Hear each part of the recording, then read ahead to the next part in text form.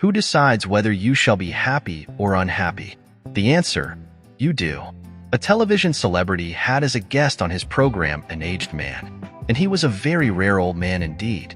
His remarks were entirely unpremeditated and, of course, absolutely unrehearsed. They simply bubbled up out of a personality that was radiant and happy. And whenever he said anything, it was so naive, so apt, that the audience roared with laughter. They loved him.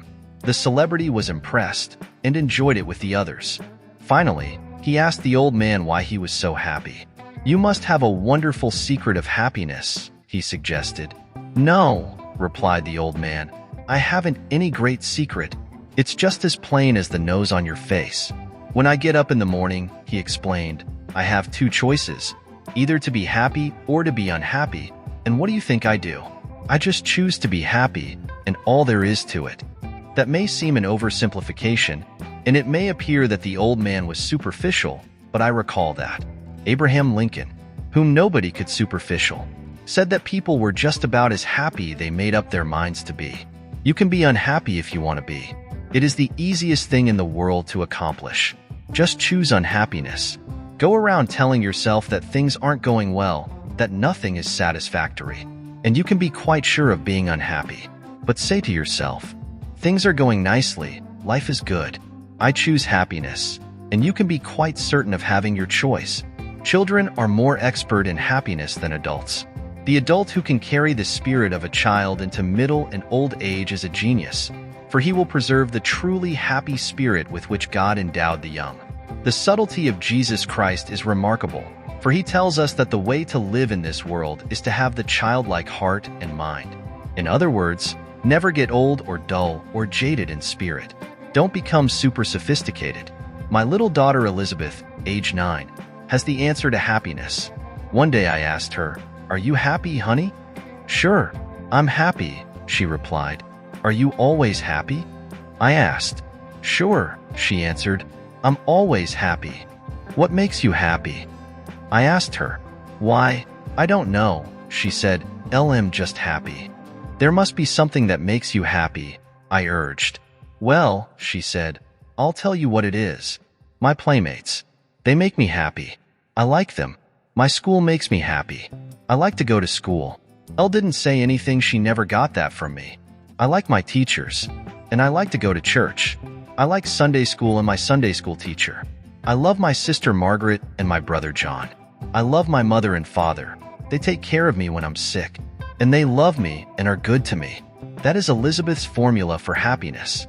And it seems to me that all there, her playmates, that's her associates, her school, the place where she works, her sister, brother, mother, and father, that means the home circle where love is found. There you have happiness in a nutshell, and the happiest time of your life is in relation to those factors. A group of boys and girls were asked to list the things that made them happiest. Their answers were rather touching. Here is the boys' list: a swallow flying, looking into deep, clear water, water being cut at the bow of a boat, a fast train rushing, a builder's crane lifting something heavy, my dog's eyes. And here is what the girls said made them happy: street lights on the river, red roofs in the trees, smoke rising from a chimney, red velvet, the moon in the clouds. There is something in the beautiful essence of the universe that is expressed, though only half articulated by these things. To become a happy person, have a clean soul, eyes that see romance in the commonplace, a child's heart, and spiritual simplicity. Many of us manufacture our own unhappiness. Of course, not all unhappiness is self-created, for social conditions are responsible for not a few of our woes. Yet it is a fact that to a large extent by our thoughts and attitudes, we distill out of the ingredients of life either happiness or unhappiness for ourselves. For people out of 5 are not as happy as they be, declares an eminent authority, and he adds, happiness is the most common state of mind. Whether human happiness strikes as low a level as this, one hesitate to say. But I do find more people living unhappy lives than I would care to compute. Since a fundamental desire of every human being is for that state of existence called happiness, something should be done about happiness is achievable, and the process for obtaining it is not complicated. Anyone who desires it, who wills it, and who learns and applies the right formula may be Come a happy person. In a railroad dining car, I sat across from a husband and wife, strangers to me. The lady was expensively dressed, as the furs, diamonds, and costume which she wore indicated. But she was having a most unpleasant time with herself. Rather loudly, she proclaimed that the car was dingy and drafty, the service abominable, and the food most unpalatable. She complained and fretted about everything. Her husband, on the contrary, was a genial, affable, easygoing man who obviously had the capacity to take things as they came. I thought he seemed a bit embarrassed by his wife's critical attitude and somewhat disappointed, too, as he was taking her on this trip for pleasure. To change the conversation, he asked what business was in, and then said that he was a lawyer. Then he made a big mistake, for with a grin he added, "My wife is in the manufacturing business." This was surprising, for she did not seem to be the industrial or executive type. So I asked, "What does she manufacture?" "Unhappiness," he replied. "She manufactures her own unhappiness."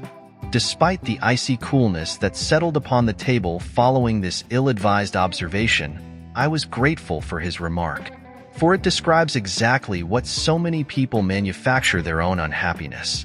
It is a pity, too, for there are so many problems created by life itself that dilute our happiness that it is indeed most foolish to distill further unhappiness within your own mind.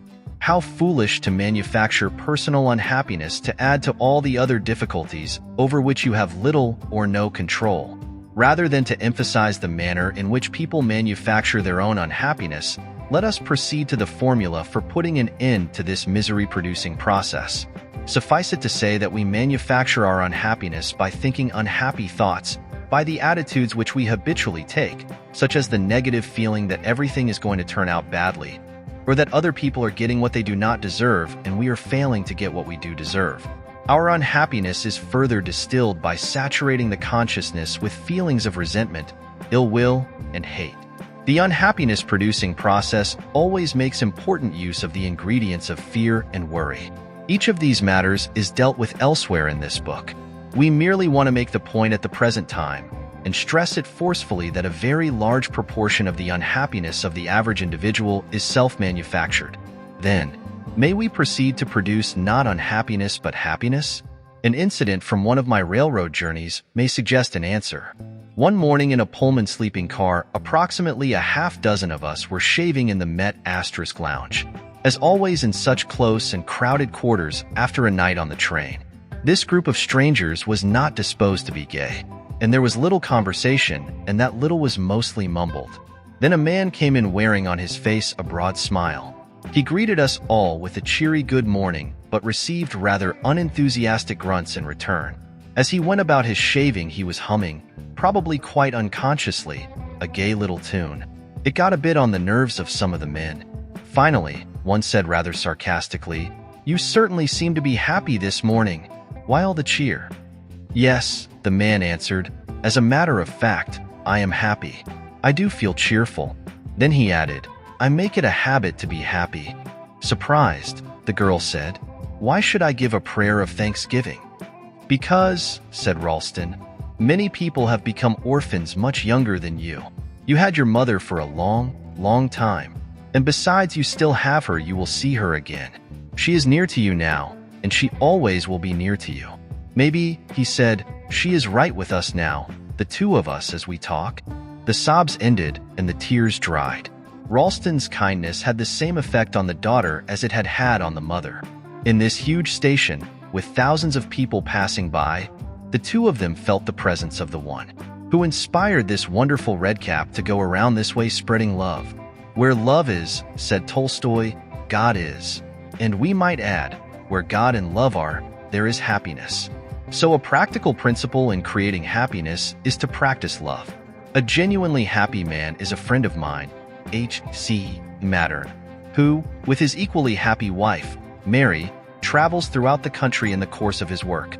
Mr. Mattern carries a unique business card on the reverse side of which is stated the philosophy that has brought happiness to him and his wife, and to hundreds of others who have been so fortunate to feel the impact of their personalities. The card reads as follows: "The way to happiness. Keep your heart free from hate, your mind from worry. Live simply, expect little, give much. Fill your life with love. Scatter sunshine. Forget self. Think of others. Do as you would be by. Try this for a week, and you will be surprised. As you read these words, you may say, there is nothing new in that. Indeed, there is something new in it if you have never tried it. When you start to practice it, you will find it the newest, freshest, most astonishing method of happy and successful living you have ever used.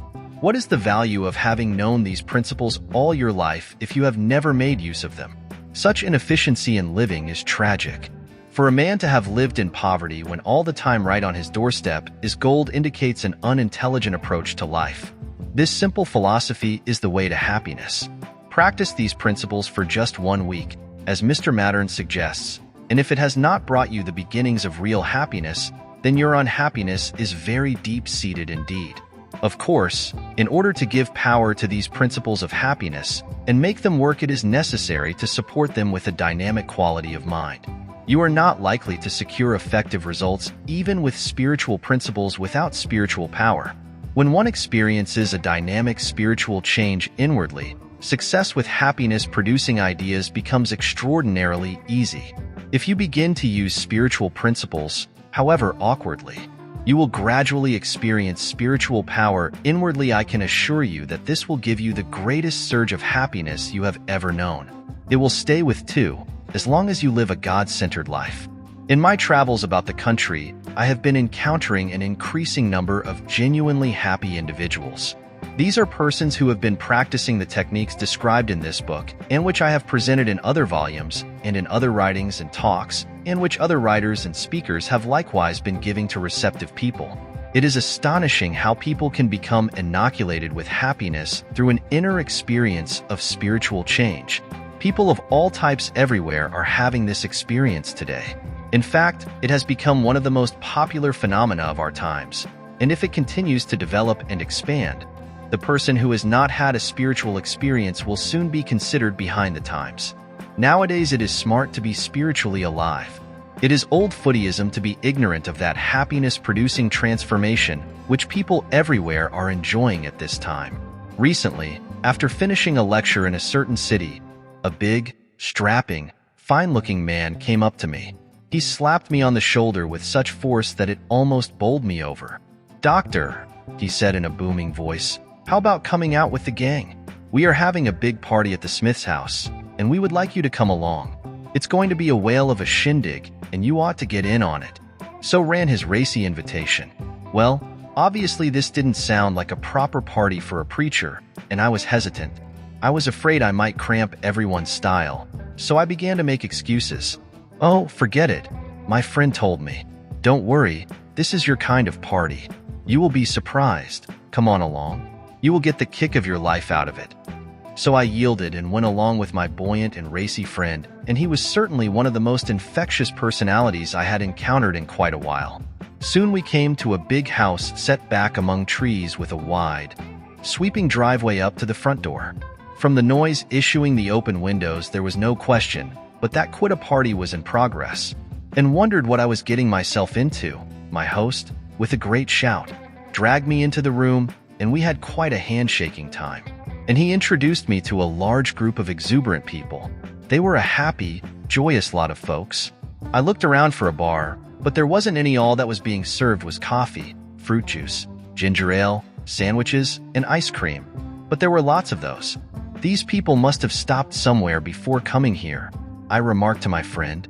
He was shocked and said, "Stopped somewhere? Why, you don't understand. These people have got the spirit all right, but not the kind of spirit you are thinking about." "I am surprised at you," he said. "Don't you realize what makes this crowd so happy? They have been renewed spiritually. They have got something. They have been set free from themselves. They have found God as a living, vital, honest-to-goodness reality. Yes," he said, "they have got spirit all right, but it isn't the kind that you get out of a bottle. They have got spirit in them." Then I saw what he meant. This wasn't a crowd of sad-faced, stodgy people.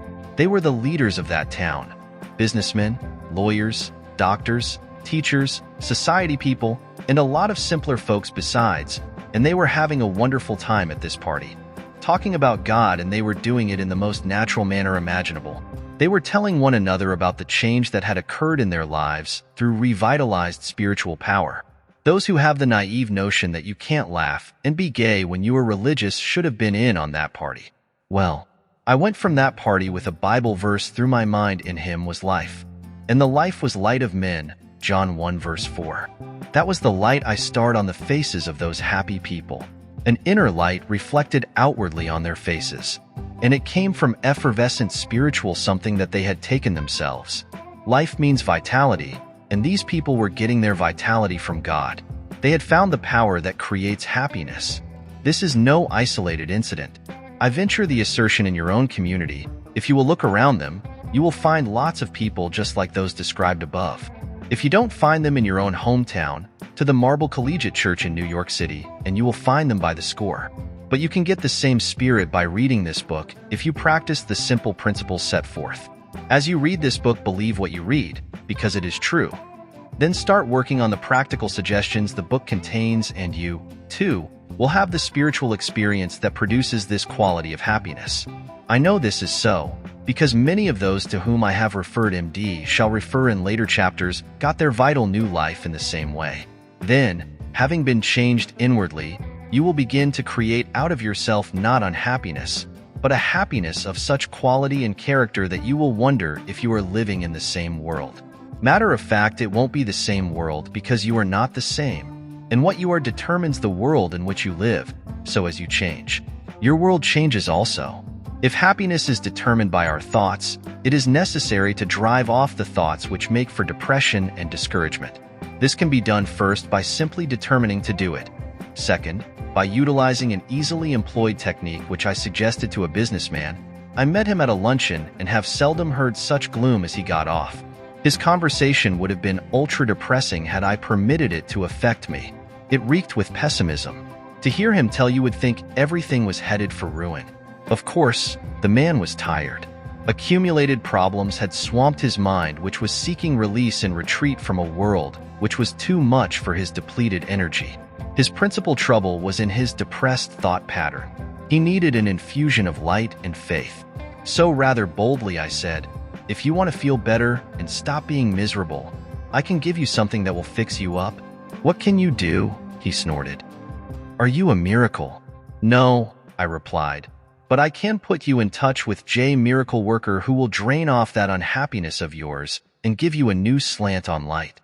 I mean that, concluded as we separated.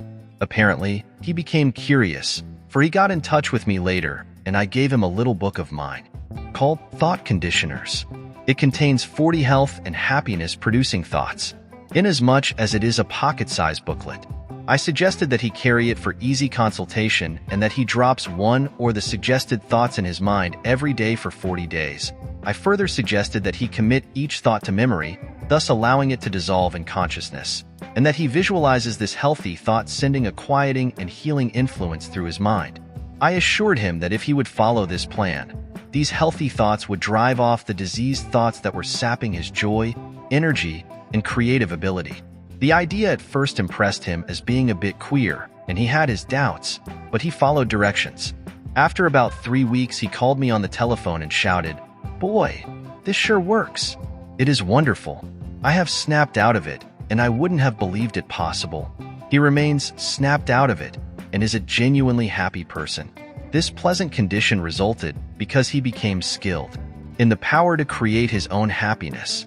He later commented that his first mental hurdle was honestly to face the fact that while his unhappiness made him miserable, yet he was at home in self-pity and self-punishment thoughts. He knew that these sick thoughts were the cause of his trouble, but he shrank from the effort required to desire change sufficiently to actually go about changing. But when he began systematically to insert healthy, spiritual thoughts into his mind as directed, he began first to want new life, then realized the thrilling fact that he could have it, then the even more amazing fact that he was getting it. The result was that after some 3 weeks of a self-improvement process, new happiness burst upon him. Everywhere in this country today are groups of people who have found the happy way. If we can have even one such group in every city, town, and hamlet in America, we can change the life of this country within a very short time. And what kind of group do we mean? Let me explain. I was speaking in a western city and returned to my hotel room rather late. I wanted to get a little sleep, for was to be up at 5:30 next morning to catch a plane. As I was preparing for bed, the telephone rang and a lady said, "There are about 50 of us at my house waiting for you." I explained that I could not come due to the early hour of my departure in the morning. "Oh," she said, "2 men are on their way to get you.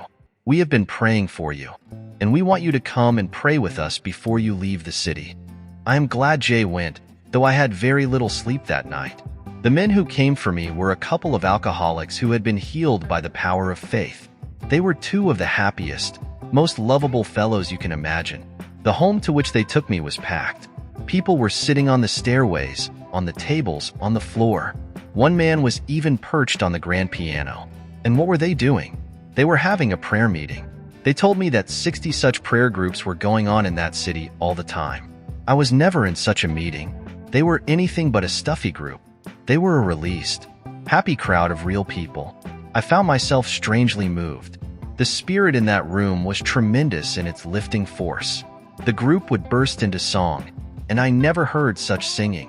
The room was filled with a wonderful spirit of laughter. Then a woman stood up. I saw that she had braces on her legs, and she said, "They told me I would never walk again. Do you want to see me walk?" And she walked up and down the room. "What did it?" I asked. "Jesus," she replied simply. Then another fine-looking girl said, "Did you ever see a victim of the narcotics habit? Well, I was one and I was healed." There she sat, a beautiful, modest, charming young woman, and she, too, said, "Jesus did it." Then a couple who had drifted apart told me that they had been brought together and they were happier than ever before. How did it come about? I asked, and their reply was, "Jesus did it." A man said he had been a victim of alcohol, that he had dragged his family down until they were living in abject poverty and he was a complete failure. And now as he stood before me, he was a strong, healthy personality. I started to ask how, but he nodded and said, "Jesus did it." Then they burst into another song, and then some. One dimmed the lights, and we all held hands around in a great circle. I had a feeling as though I had hold of an electric wire. Power was flowing around that room. Without any question, I was the least spiritually developed person in that group. I knew in that moment that Jesus Christ was right there in that house, and those people had found him. They had been touched by his power. He had given them new life. This life bubbled up in an irrepressible effervescence. This is the secret of happiness. All else is secondary. Get this experience and you've got real, unalloyed happiness, the best the world offers. Don't miss it whatever you do in this life, for this is it.